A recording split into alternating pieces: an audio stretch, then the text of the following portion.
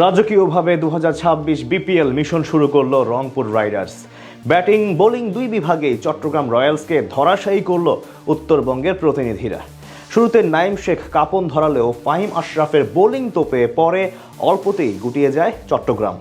এরপর লিটন দাস এবং ডেভিড মালানের ঝোড়ো ব্যাটিংয়ে এক প্রকার উড়েই যায় তারা। বিসিবি টিমের বিপক্ষে রংপুর রাইডার্সের এমন রাজকীয় জয় নিয়ে বাকিটা জানবো রিপোর্টে। কনকনে শীতের আবহে নাইম শেখের ঝড়, সিলেটের লাক্কাতুরায় শুরুটা দারুণ ছিল চট্টগ্রাম রয়্যালসের। ট্রল, সমালোচনা কিংবা অবহেলা সবকিছুর জবাব দিতে শুরু করেছিলেন 1,10,00,000 টাকা দামের এই ক্রিকেটার। তবে সেই ধারা যেমন বেশিক্ষণ ধরে রাখতে পারেননি নাইম, তেমনি রং বদলেছে তার দলের। বিপিএল এর পঞ্চম ম্যাচে আজ টস জিতে আগে বল করার সিদ্ধান্ত নেয় রংপুর রাইডার্স। বিপরীতে নিজেদের দ্বিতীয় ম্যাচে ব্যাটিংয়ে নেমে শুরুতেই বিপাকে পড়ে বন্দরনগরীর ফ্র্যাঞ্চাইজিটি। টুর্নামেন্টে নিজের অভিষেক ম্যাচে মাত্র 1 রান করে নাহিদ রানার 144 কিলোমিটার বেগের বাউন্সারে হার মেনে বিদায় নেন অ্যাডাম রসিংটন। এরপর মির্জা তাহির ব্যাগকে সাথে নিয়ে চালিয়ে খেলতে থাকেন নাইম শেখ। তৃতীয়বারে নাহিদ রানার বলে 3-4 এবং 1 ছক্কা হাঁকিয়ে মোট 21 রান আনেন এই ব্যাটার। পরের ওভারে ব্যাকওয়ার্ড পয়েন্ট ও এক্সট্রা কভার দিয়ে আরও 2 বাউন্ডারি হাঁকান তিনি। তবে সেই শুরু বেশিক্ষণ ধরে রাখতে পারেননি নাইম। মোস্তাফিজুর রহমানের করা ব্যক্তিগত প্রথম ওভারে ইনসাইড এইটস বোল্ড হয়ে 20 বলে 39 রান করে বিদায় নেন টুর্নামেন্টের সর্বোচ্চ দামি ক্রিকেটার। মাত্র 2 বল খেলে আলিস আল ইসলামের শিকার হন মাহমুদুল হাসান জয়।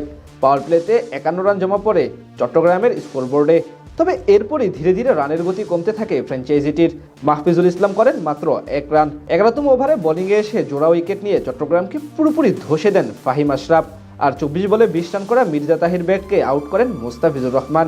এমন নিয়মিত বিরতিতে উইকেট হারিয়ে শেষ পর্যন্ত 102 রানে অল আউট হয় চট্টগ্রাম রয়্যালস। বল হাতে মাত্র 17 রান খরচ করে 5 উইকেট নেন ফাহিম আশরাফ।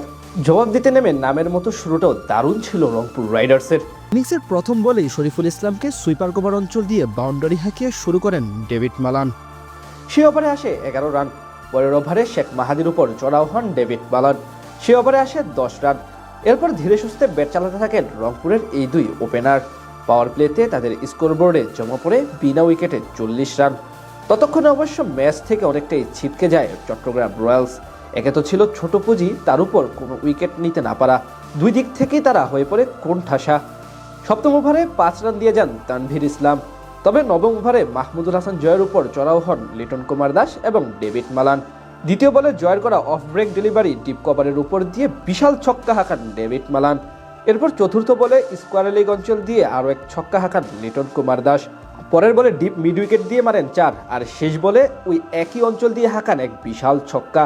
তাদের এমন নান্দনিক ব্যাটিংয়ের সামনে অবশ্য আর তেমনভাবে মাথা নাড়া দিয়ে উঠতে পারেনি চট্টগ্রাম রয়্যালস। দারুণ খেলে সহজেই জয়ের বন্দরে পৌঁছে যায় রংপুর রাইডার্স। অর্থাৎ জয় দিয়ে তাদের 2026 বিপিএল শুরু হলো।